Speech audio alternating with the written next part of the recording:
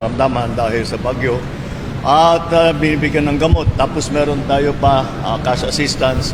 Ang binibigay natin ngayon 5,000 para sa mga partially damaged na bahay at 10,000 para sa completely damaged na bahay. Para meron silang magamit para makapagtayo na naman sila ulit ng bahay.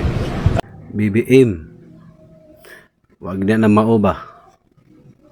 Kanang untang 5K or 10K para lang unta na sa ilang pampalit o konsumo.